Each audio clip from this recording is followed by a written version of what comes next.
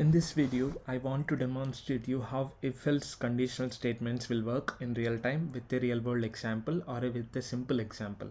So I'm just deep diving into this previous file that we created, that is if.js, and taking this code block which is for if-else statement. So, and I'm creating a new file inside conditionals and calling it as if-else.js. So here I'm just pasting it using multi-line comments. So this is the syntax of multi-line comments, and anything that is written inside multi-line comments is ignored and it is not run by the compiler. So as we already discussed, this is the syntax, right? And I'm giving the condition, some condition, I'm just mentioning it but not really declaring that condition. Okay, so if this condition is true, this code is executed. If the above condition is false, this code is executed. So let's see an example. So in this video, I want to write very simple code to determine whether a number is a positive number or a negative number. Okay, so I'm creating a new file and I'm calling it as ifelse.js. So inside it, let's say let's say the number we have is, I'm declaring a number called as var 9. Okay, so var num is equal to 9. So I'm declaring a variable called as num and assigning a value called as 9, which is of number data type here. So I'm creating a variable called as num whose value is 9. Okay, I want to define a function here whose name is determine number. So I'm declaring a function here whose name is determine number. This is the syntax of the function, right? This is the syntax of a function, regular functions. Okay, ES5 functions. So we have function keyword, we have the function name, which is in camel casing since it is 2 words.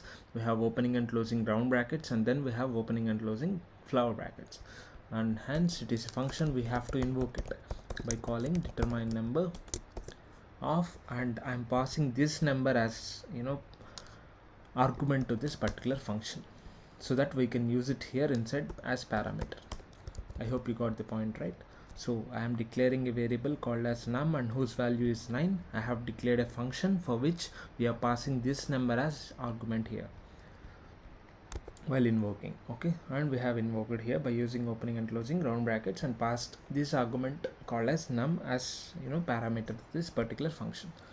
Now inside this, I have to determine whether this number is a positive number or a negative number. Okay, so we definitely know it that this is a positive number, but just for checking if condition checks. So we just to demonstrate if condition checks, I'm checking this. I'm considering this example.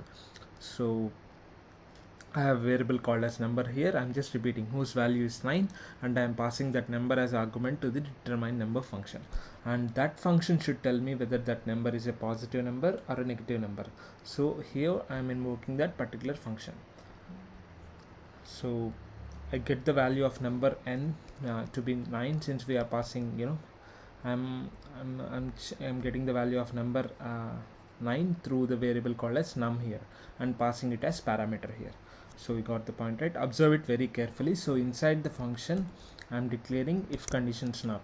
So I'm checking for the condition using if statement by using the keyword if, and if n is greater than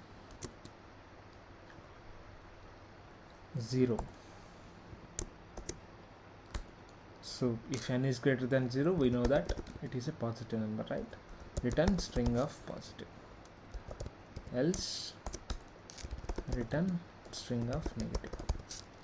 So this is the code block. So this is if condition, if statement. In this we are checking for condition whether number is number is greater than 0. If it is greater than 0, obviously we know, right, through logical thinking, that it is a positive number, right?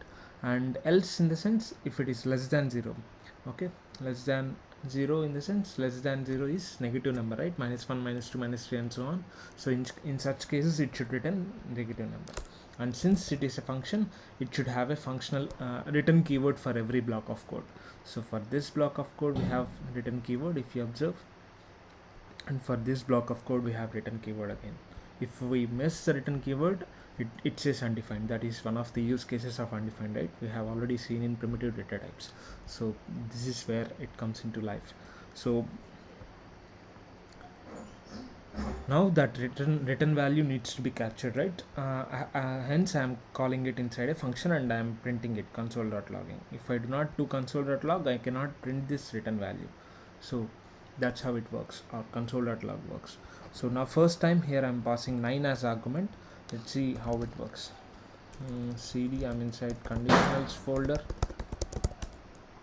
and I'm executing if else.js.